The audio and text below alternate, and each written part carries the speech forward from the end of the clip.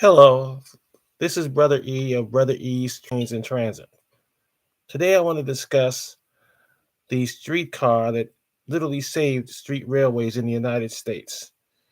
Known as the Presidential Conference Committee, it was a group of individuals, engineers, designers who got together in 1929 to try to design a streetcar, a trolley that was streamlined and more efficient than the older vehicles running throughout the United States. And what they came up with was a very interesting modern looking vehicle, which starting in 1935 is introduced to the streets of Brooklyn, New York. The vehicle was immediately popular. It had one person operation for the most part. It had the pole on one end, so it would go around a loop to return. It was basically like a bus. It had brakes, accelerators, and so forth, unlike levers and whatnots or electric power station where you turn a knob or a lever to get the thing moving. He just basically operated like a bus. He'd have a series of buttons in the front of it. And it really became so popular that this design was licensed worldwide. And it slowed down the elimination of street railway systems to the point where eventually there was a reassessment that prevented their ultimate extinction in the United States and in Europe as well. Now, the streetcar, the PCC, looked like this. This is a model of a PCC that operated in San Francisco, the paint scheme in San Francisco. And as you can see, the operator up here. It looked. A lot of early buses were designed from this took this pattern as part of their design. And you'd have one pole here, the trolley wire would be at the top, and it soon came to dominate the street railway scene in the United States. I mean, by the 1960s, in like places like Pittsburgh and Boston, Philadelphia, of course, where these lines remained, that's all you had running, except New Orleans, where you had the Pearly Thomas cars from 1923 to 24, which still operate. And they had a tremendously useful service life, too long, in fact, in some cases.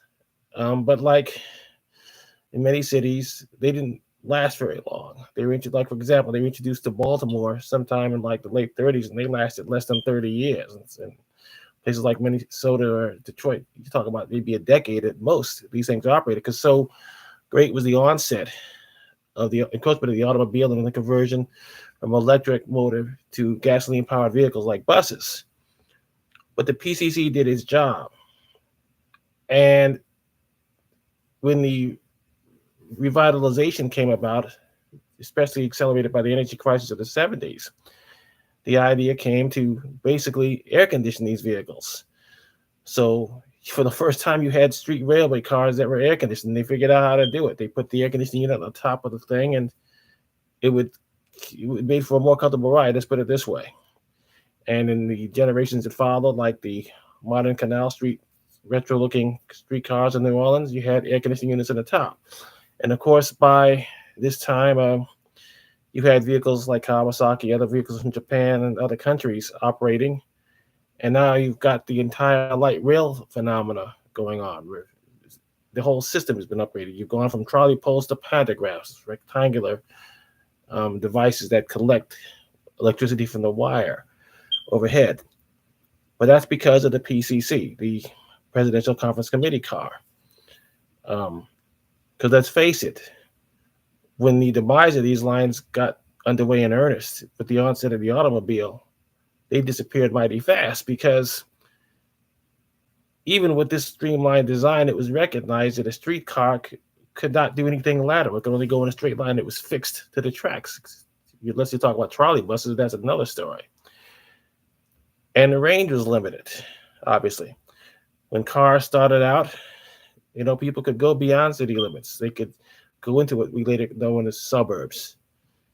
Yes, they had buses that could do the same thing, but buses, they just weren't very desirable in certain areas. They had to go there because they belched fumes and gas. So did cars too, but you have a combination of private automobiles and buses, and you're talking about a cesspool of air pollution, which did not go unnoticed. So the PCC trolleys basically saved the street railways, um, and that's not only and that's even in cities. We had other varieties, like in San Francisco. They continued to be a mainstay down Market Street up until 1982, and then when they started the conversion finally to light rail vehicles, they went underground, and they were taken off Market Street in San Francisco for about 10 to 15 years, and they'd have trolley festivals in the 80s, and they'd realize, hey, let's bring these things back. So now again, the PCC cars, which is painted in the liveries of cities in which they disappeared, like other cities, they're the background of San Francisco's transportation network.